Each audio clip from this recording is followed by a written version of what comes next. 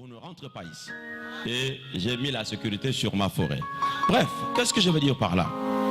Quand je me suis convaincu, en 2010, je suis allé au village. J'ai amené l'huile d'onction.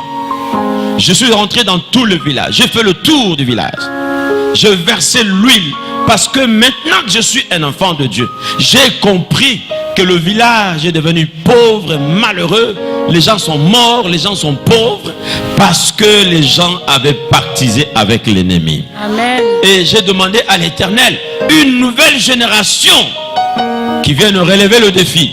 J'ai pris une grosse bouteille d'huile. Je marchais là dans la forêt. Je commençais à proclamer. J'ai dit, je libère. J'ai dit à ces esprits, vous avez signé un pacte avec mes parents. Moi, j'ai signé une alliance avec l'Éternel des armées. Et là, je vais mettre l'huile de l'alliance avec l'Éternel des armées. J'ai commencé à chasser les démons. Les gens ne voient rien. J'avais un oncle derrière, il avait peur. Il dit, qu'est-ce que tu fais? Tu es jeune. J'ai dit, tu ne peux pas savoir, je suis jeune, mais je suis vieux en esprit. Et je marche là, je commence à proclamer. J'ai dit, au nom de Jésus, vous quittez ici, au nom de Jésus. Et j'ai terminé la cérémonie, je suis rentré chez moi. J'ai compris la puissance des origines. Vos origines peuvent vous pourrir la vie si vous ne savez pas. C'est pourquoi parfois, il faut rentrer dans le combat spirituel pour détruire les liens qui vous unissent à vos origines. Amen. Amen, amen, amen. Bon, il ne faut pas que mon témoignage te fasse peur, mais il faut que cela te réconforte. Lisons Ézéchiel chapitre 16, de 1 à 14. Je lis la parole de Dieu dans Ézéchiel 16, du verset 1 à 14.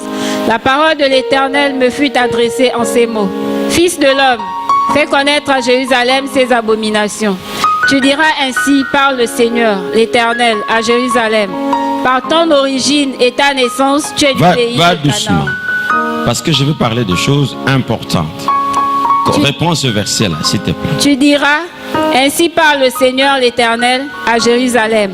Par ton origine et ta naissance, tu es du pays de Canaan. Ah, par ton origine et ta naissance. Ça, c'est Dieu qui parle. Pourquoi Dieu parle de l'origine de Jérusalem? Pourquoi? Une ville, la ville sainte. Les gens vont en pèlerinage aujourd'hui à Jérusalem. Tout le monde, tous les chrétiens, les pasteurs veulent aller à Jérusalem. Mais Dieu parle à Jérusalem. Il dit, Jérusalem, écoute-moi. Par ton origine et ta naissance. Alors je vais vous dire quelque chose, c'est que Jérusalem au début n'était pas une ville des enfants d'Israël. Jérusalem appartenait aux Jébusiens, les Cananéens, les gens qui pratiquaient les abominations. C'est au temps du roi David que David s'est emparé de Jérusalem. Il a arraché Jérusalem de la main des Jébusiens. Jérusalem est devenue la ville de Dieu.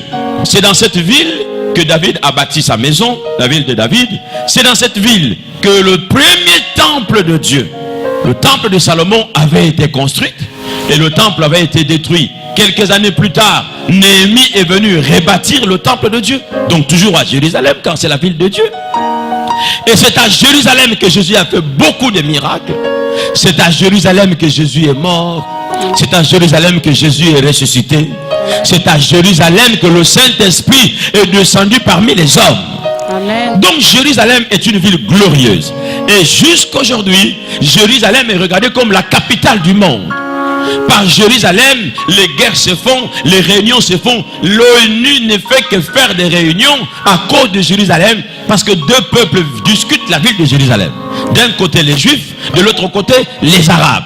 C'est à Jérusalem aujourd'hui qu'on trouve les deux lieux de culte les plus puissants au monde. D'un côté, il y a la mosquée des musulmans. De l'autre côté, il y a la synagogue des Juifs. Et tout le monde va à Jérusalem. Les yeux de tout le monde sont fixés vers Jérusalem. Jérusalem est dans la gloire aujourd'hui. Mais Dieu dit à Jérusalem, aujourd'hui tu es dans la gloire, mais moi je connais tes origines. Amen. Je connais tes origines, parce qu'à un moment, Jérusalem est abandonné. Jérusalem est devenue rebelle. Et Dieu rappelle à Jérusalem que tu deviens rebelle. Tu es fier. Tu es fier aujourd'hui parce que tu es dans la gloire. Mais tu ne sais pas que si moi je ne te soutiens pas, tu vas tomber.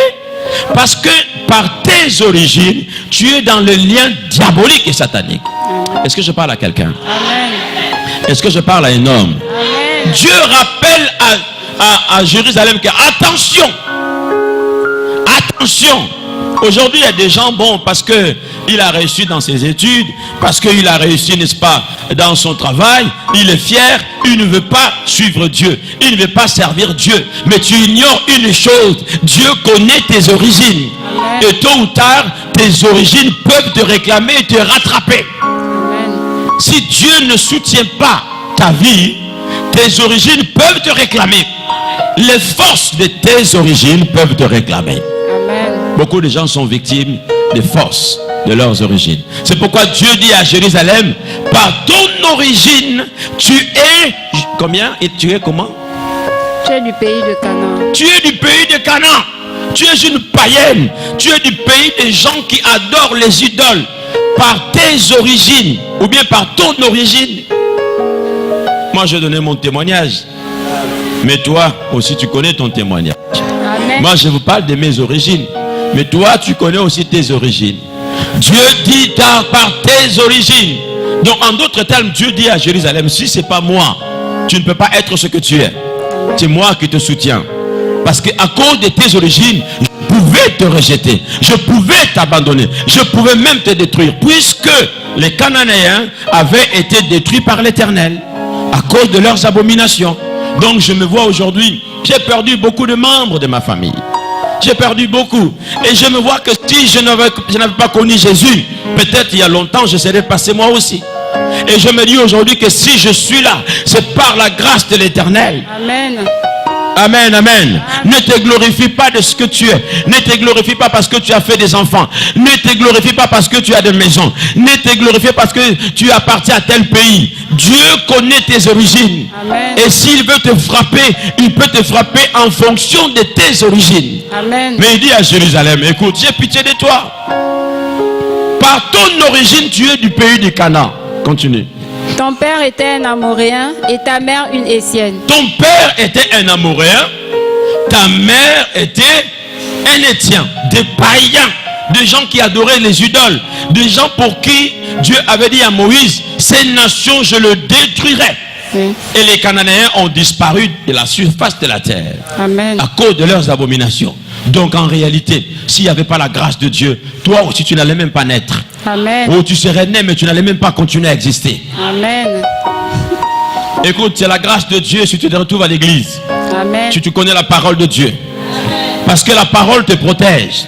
L'église te protège. Jésus te protège. Parce que s'il n'y avait que le lien de tes origines, ceux qui sont passés n'étaient pas plus mauvais que toi. Amen. Et toi, tu n'étais pas meilleur qu'eux. Non, non, non. Mais pourquoi toi tu es là? Pourquoi toi tu es là? La parole te garde. La parole te soutient. Amen, amen. Amen. Nous avons parfois perdu des personnes dans nos familles. Ma mère nous a fait 11. Nous sommes restés que 5. Mais ma mère est encore vivante. Ma mère a bientôt 87 ans. Et à chaque fois, elle dit, quand je vois ce que j'ai perdu, elle dit, au lieu que ce soit moi qui parte en premier, ce sont les enfants qui doivent enterrer les parents. Pourquoi? C'est les parents maintenant qui enterrent les enfants. Amen. La puissance des origines. S'il n'y a pas un travail qui est fait, vous risquez de ne pas aller trop loin. Ça peut vous rattraper. Vous savez pourquoi ça peut vous rattraper? Parce que dans les origines, il y a le lien de sang. Et le lien de sang est un lien fort. Puisque tu ne peux pas changer ton sang.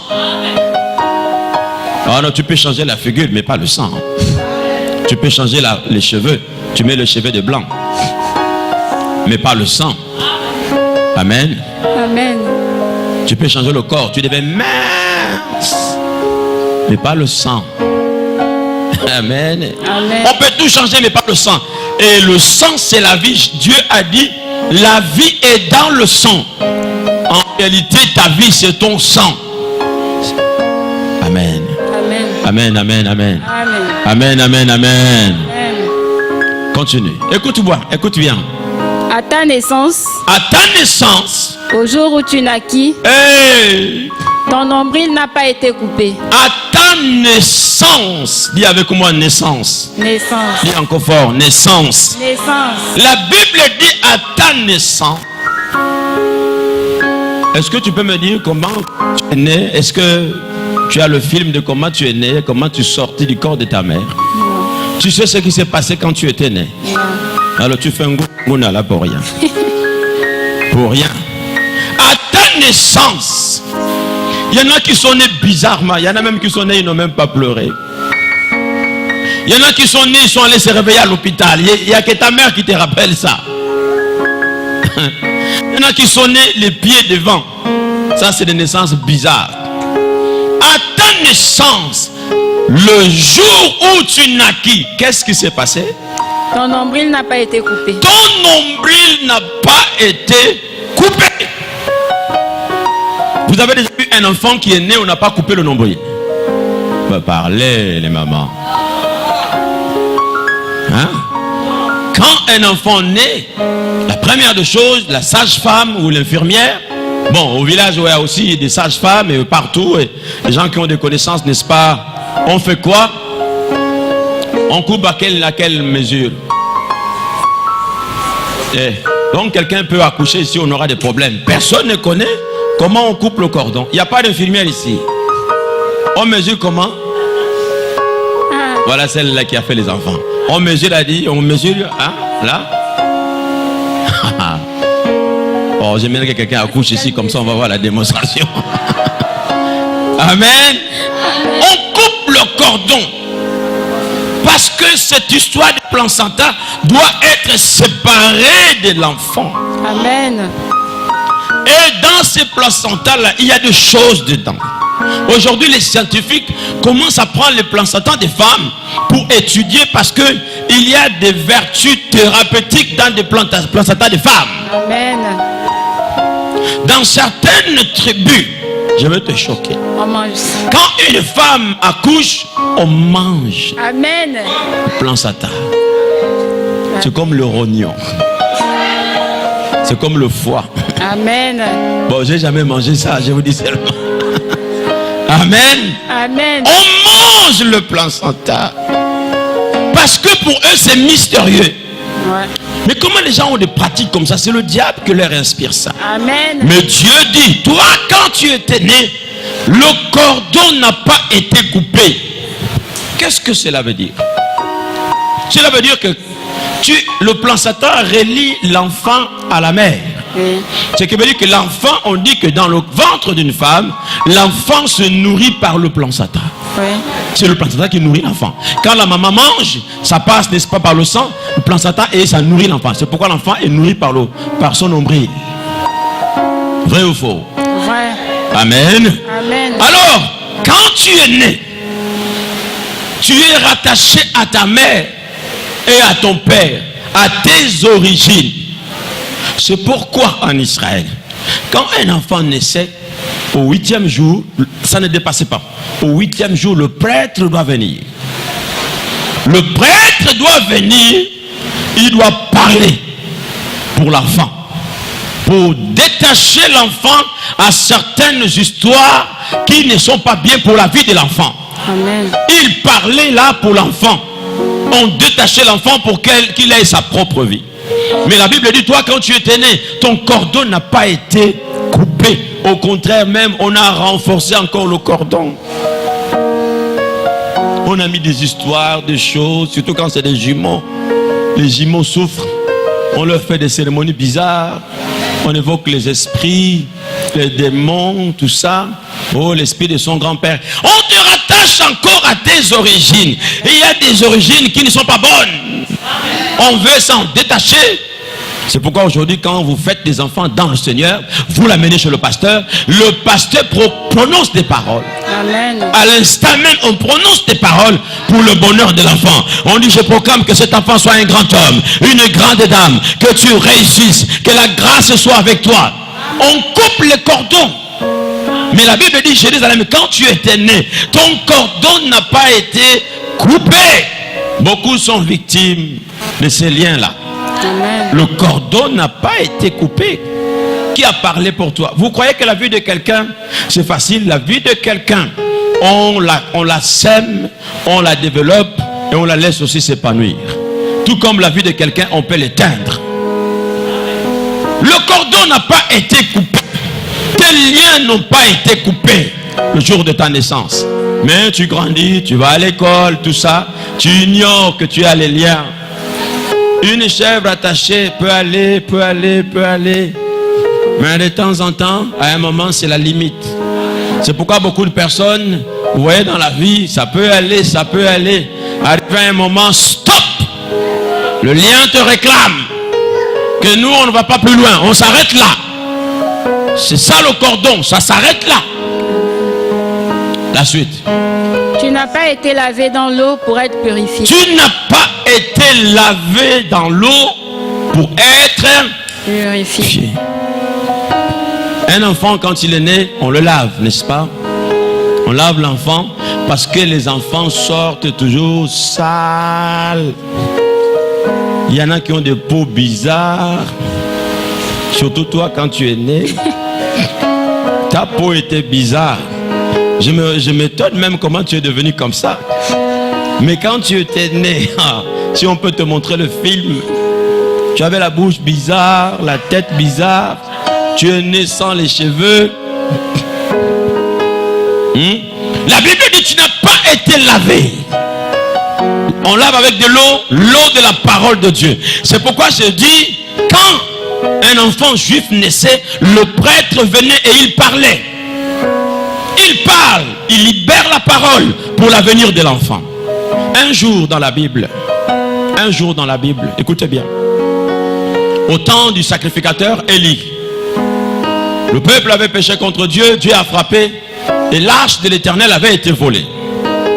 Les deux fils d'Élie, Ophni et Phiné, qui vivaient dans le désordre dans la maison de Dieu, Dieu les a frappés, ils sont morts là-bas au combat.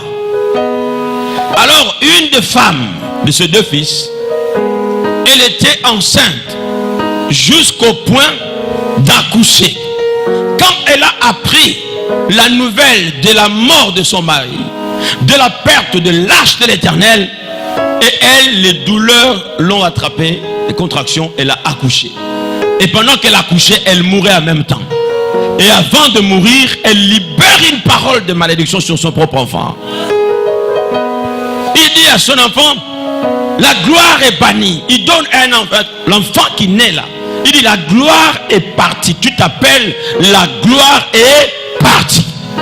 Il y avait des femmes qui étaient là, qui ont compris la puissance des origines. Ils ont dit, non, cet enfant ne va pas souffrir comme ça. Toi, tu es en train de partir. Et tu veux laisser l'enfant dans un lien qu'il ne pourra pas se délivrer. Ils ont changé son nom. À l'instant même. Amen.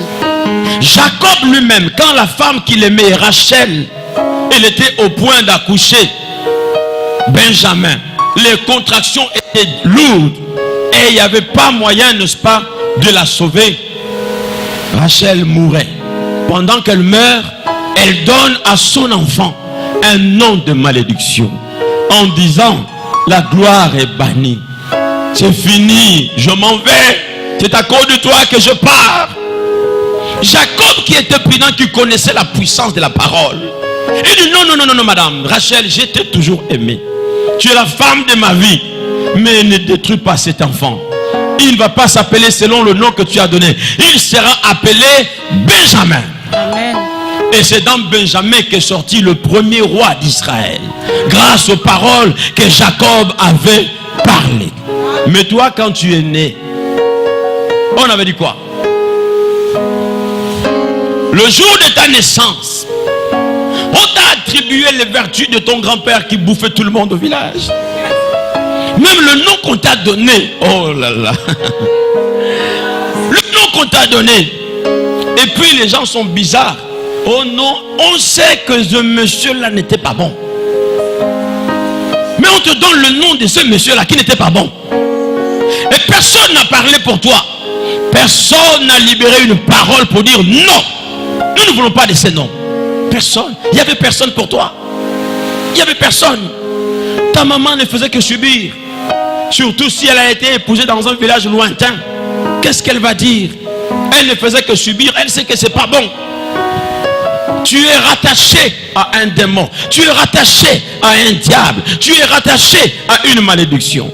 Personne n'avait parlé pour toi. Dieu dit à Jérusalem, personne n'est à laver avec l'eau pour purifier ta peau.